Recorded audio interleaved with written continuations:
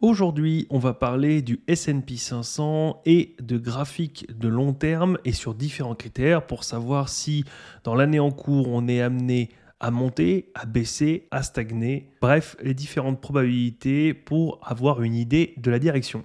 Alors, on va commencer avec les taux de la Fed, puisqu'on le sait, les taux de la Fed permettent de contraindre ou non l'économie, ce qui forcément fait s'envoler les bourses ou descendre. C'est logique, tout de moins sur le long terme, puisque si vous avez des taux élevés, vous contraignez l'économie, l'argent coûte plus cher, les crédits coûtent plus cher et forcément les sociétés investissent moins, elles produisent moins et en plus sur toute valorisation puisqu'on actualise avec des taux. Si les taux sont plus élevés, alors les valorisations sur le long terme prennent une claque puisqu'on revalorise forcément à la baisse avec des taux plus élevés. Si vous ne voyez pas pourquoi, je vous invite à aller voir ici, je vous mets une vidéo où on fait une valorisation par DCF et vous verrez pourquoi des taux qui sont plus élevés à l'avenir, forcément, ça change une grosse partie de la valorisation. Donc on aurait 78% de probabilité qu'on ait 2 ou 3 réductions de taux, ce qui ferait mécaniquement monter la bourse, non pas parce qu'immédiatement on aurait beaucoup plus de profit de la part des sociétés, mais tout simplement parce que ça soulagerait le marché au niveau des investissements et ça continuerait à garder des valorisations relativement élevées. Donc ce serait un critère plutôt haussier sur le long terme. Si on passe au graphique suivant, on a ici la saisonnalité moyenne entre les années où il y a une élection présidentielle, les années où il n'y a pas d'élection présidentielle et notre année à nous actuellement. On voit bien qu'on a démarré en fanfare et qu'on est bien plus haut que dans tous les cas les deux graphiques, mais on voit que les années où il y a une élection présidentielle, on est en moyenne plus bas. Ce n'est pas sur une seule année, c'est de 1976 à 2023, donc on a beaucoup d'historique sur les différents mois. On a plusieurs manières de décrypter ce genre de graphique où on estime qu'on est parti bien plus haut que la moyenne depuis 1976 jusqu'à 2023 et qu'on va forcément nécessairement revenir à la moyenne, ici donc descendre ou au moins stagner jusqu'à la fin de l'année. On peut également voir comme quoi c'est une moyenne, ce qui veut dire qu'il y a forcément eu des années euphoriques, des années de crack et que tout ça forme une moyenne, donc ça ne veut absolument rien dire. On peut avoir une année ou deux qui sont exceptionnellement bonnes et peut-être que 2026-2027 seront des cracks terribles, ce qui fait que ça remettra tout dans la moyenne. Et on peut également le voir comme le fait que dans tous les cas, ça monte tout le temps, puisqu'on le sait, la bourse monte sur le très long terme depuis très longtemps, même si de temps en temps, il y a des accros, globalement on monte, et donc cette année-là devrait globalement monter. Si on passe au graphique suivant, ce graphique nous montre également la moyenne sur les années avec un quatrième mandat et un président derrière. On voit ici, donc comme c'est expliqué, que la quatrième mandat, les tendances les plus performantes de mi-mai à mi-septembre. Donc ça voudrait dire que on va avoir encore une bonne performance, une excellente performance jusqu'à la fin septembre, en théorie, si on se cale sur l'habitude. On peut également le voir d'une autre manière en se disant que oui, mais là, on a extrêmement surperformé comparé à l'habituel et que donc normalement, si on veut respecter une tendance sur l'année, une tendance moyenne, on devrait relativement stagner, voire continuer de monter et redescendre d'ici quelques mois pour arriver à ce qui est la norme, la moyenne. Si on passe à l'onglet suivant, on a ici la différence entre l'inflation et la hausse des salaires. C'est logique puisque si vous avez une inflation et une hausse des salaires qui est exactement égale, votre pouvoir d'achat n'a pas augmenté et n'a pas diminué. Donc le peuple a toujours le même pouvoir d'achat et donc en théorie l'économie derrière se porte à l'identique. Si en revanche vous avez une inflation qui augmente et une hausse des salaires qui est plus petite, vous avez donc une baisse du pouvoir d'achat et une baisse du pouvoir d'achat sur quelques mois ou quelques années. C'est extrêmement grave pour l'économie puisque si le peuple consomme moins, ils achètent moins de choses aux sociétés, elles font donc moins de chiffre d'affaires, elles font donc moins de profits, elles peuvent également licencier, ce qui fait plus de chômage et qui fait encore des personnes qui ont encore moins de salaire et le cercle vicieux est enclenché. On le voit bien ici, la différence entre les deux, quand c'est dans le négatif, c'est en rouge, en positif, en bleu. On a eu 2001, 2002, 2003 dans le négatif, on le sait, on a eu une chute. On a eu 2008, 2009, 2010, on était dans le rouge également. On l'a eu également ici en 2022, ça a l'air de se reprendre. Est-ce qu'on va continuer dans le rouge puisque ça arrive qu'on reparte et qu'on rebaisse, ou est-ce qu'on va enfin repartir vers du bleu? En attendant, on est toujours dans le négatif, ce qui laisserait sous-entendre que pour l'instant, on va vers une période pseudo-difficile. Si on passe au graphique suivant, on arrive sur le graphique des price earnings. On le sait, les bénéfices, c'est ce qui drive sur le long terme la bourse. Si vous avez une société qui gagne 10 fois plus d'argent qu'il y a quelques années, en théorie, son prix est aux alentours de 10 fois plus élevé qu'il y a quelques années. Évidemment, à court terme, il y a des oscillations, il y a des conflits géopolitiques, il y a des mauvaises nouvelles, il y a des décès de PDG, il y a des bonnes surprises avec des contrats. Mais globalement, sur le long terme, si une société a doublé son bénéfice tous les 10 ans, vous aurez un cours de bourse qui aura également doublé tous les 10 ans. On a donc une étroite relation entre les bénéfices des sociétés et leur cours en bourse.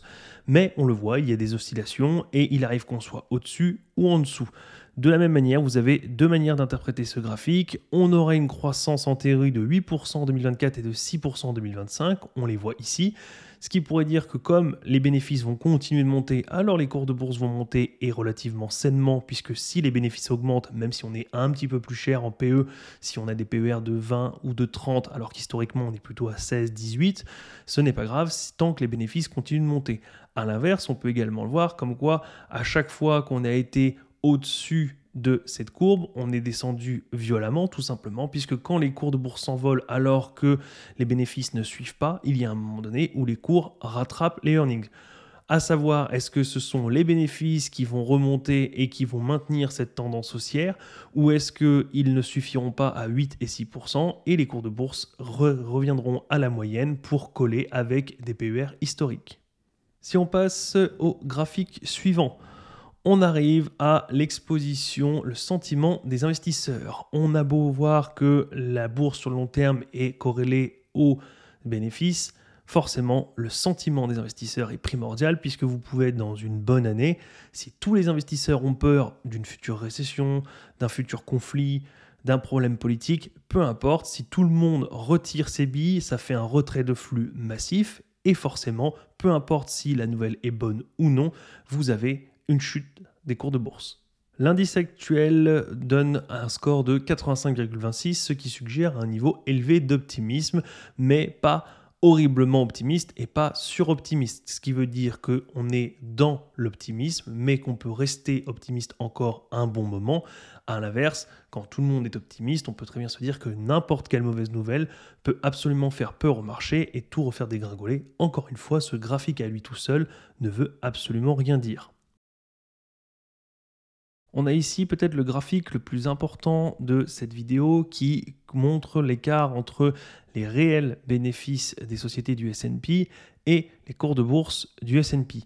En bleu, vous avez les cours de bourse et en noir, le réel profit. On voit bien souvent que la bourse anticipe les réels profits puisqu'ils sont au-dessus mais suivent la tendance.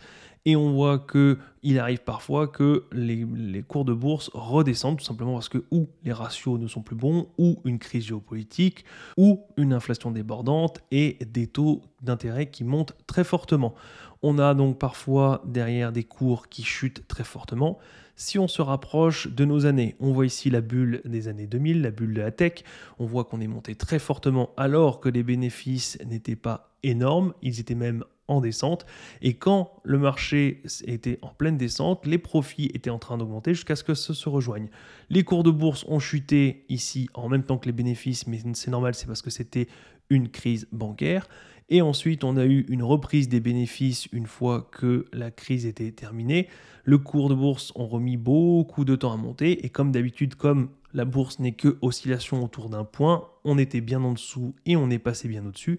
Et aujourd'hui, on a des cours de bourse qui sont bien au-dessus de ce que les profits laissent suggérer. Attention, encore une fois, ici, il s'agit du S&P 500, donc des 500 entreprises. Vous avez dedans beaucoup de sociétés qui coulent, beaucoup de sociétés qui redescendent dans les autres indices, puisque le S&P 500 ne comprend que les 500, mais si vous passez 501e, vous sortez de l'indice. Donc si vous étiez le 400e, puis passez 420, 480, 500, 501e, vous êtes en train de plomber l'indice depuis plusieurs mois ou plusieurs années jusqu'à ce que vous sortiez. Donc ici, on a bien la masse globale des 500 sociétés, mais on voit quand même qu'il y a un écart entre ce qu'estime et anticipe la bourse, les cours de bourse, et les réels profits des sociétés.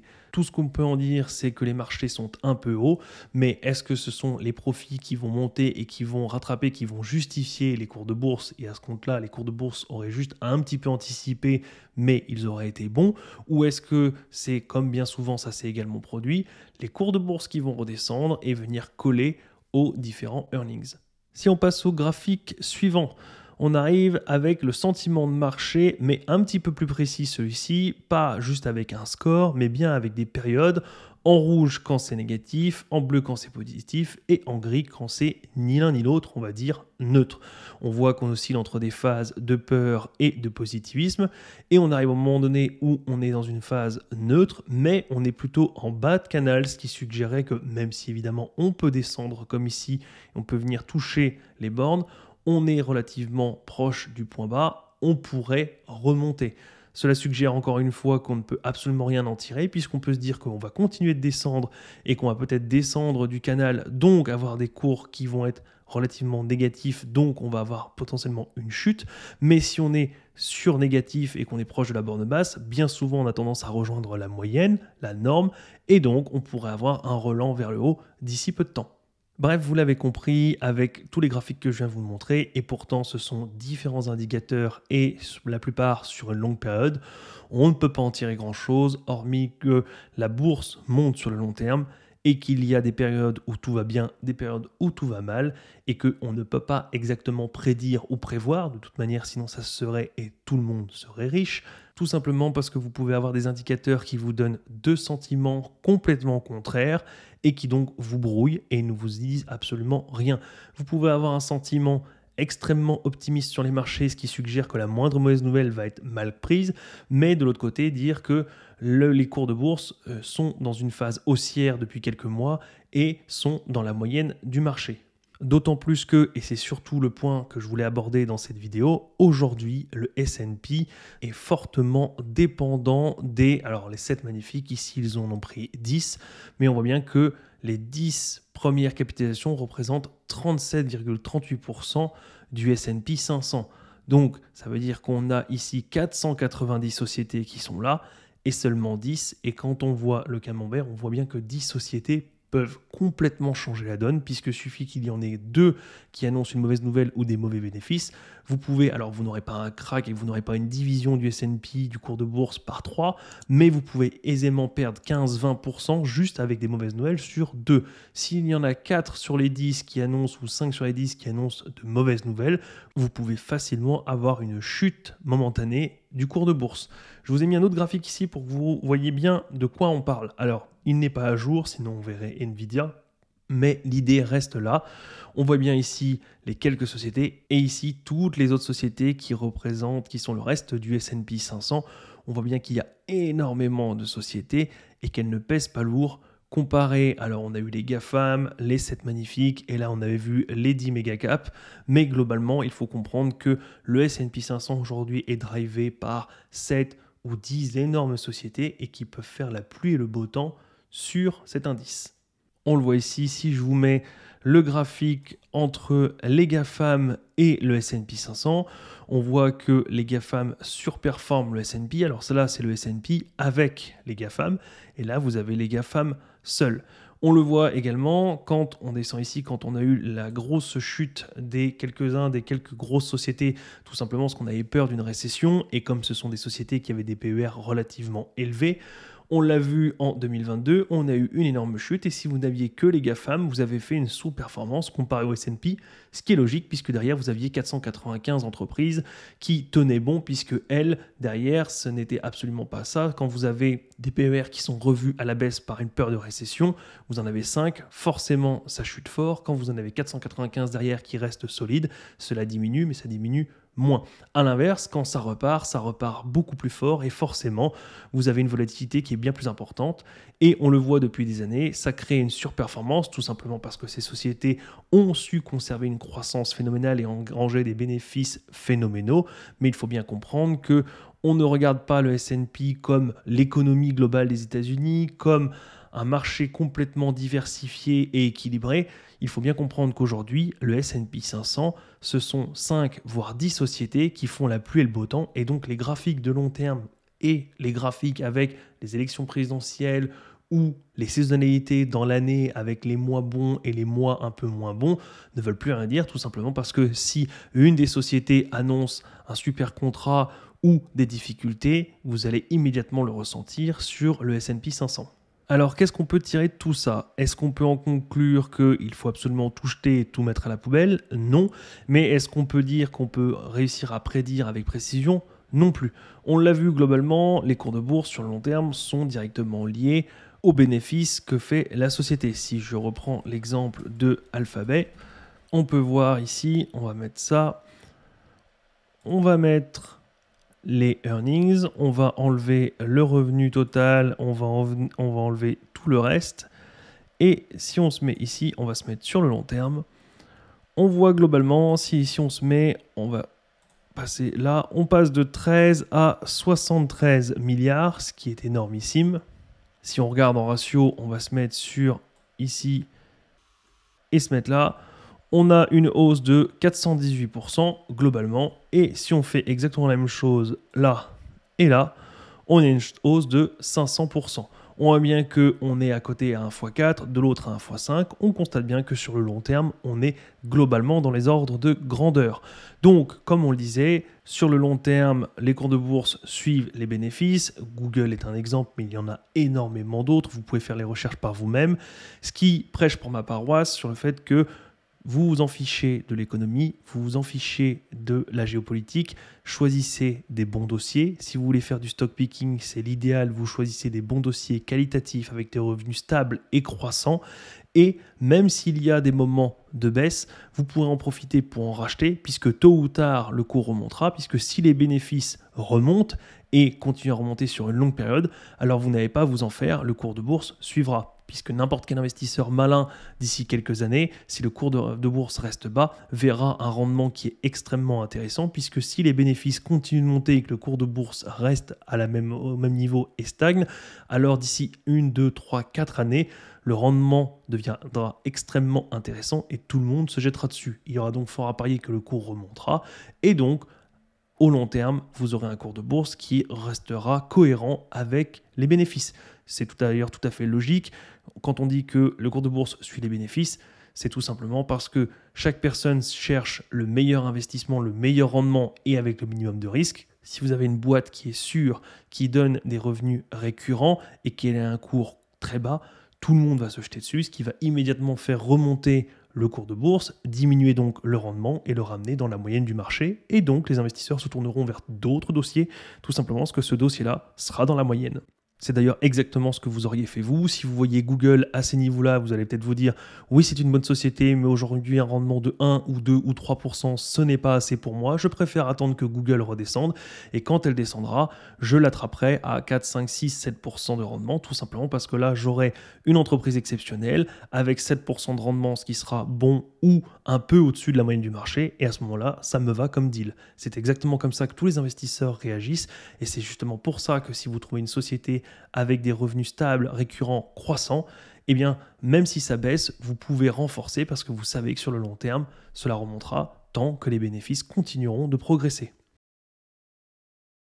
Évidemment, ce genre de stratégie ne convient absolument pas si vous n'aimez pas la bourse, si vous n'avez pas envie d'y passer du temps, si examiner des sociétés et des bilans comptables vous ennuie, alors oui, foncez plutôt sur des S&P 500, sur d'autres ETF, tout simplement parce que vous n'avez absolument pas envie d'y dépenser la moindre minute, vous voulez juste faire fructifier votre argent et avoir le minimum de retour de temps dépensé, vous voulez juste placer votre argent et laisser courir pendant des années, alors oui, vous pouvez mettre ça sur des ETF, différents ETF qui sont extrêmement diversifiés, mais de la même manière, vous vous fichez de la géopolitique ou de la récession, puisque comme sur le long terme, la bourse continue de monter, si vous êtes suffisamment diversifié et que vous vous fichez du moment présent, tout ce que vous voulez, c'est investir sur 10, 20, 30 ans, alors qu'est-ce que le conflit d'aujourd'hui peut avoir à votre investissement qui sera dans 30 ans?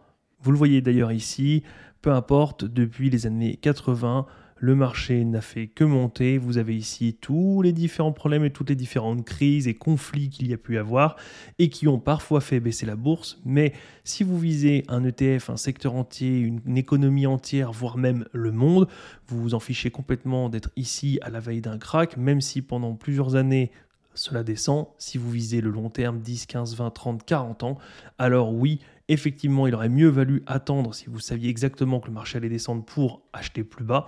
Mais si vous achetez tous les mois en DCA, tout simplement parce que vous ne cherchez pas à timer le marché, que vous voulez juste faire fructifier votre capital tranquillement, sans surperformer le marché, juste pour ne pas le laisser mourir sur votre compte, alors vous vous fichez complètement des tensions géopolitiques.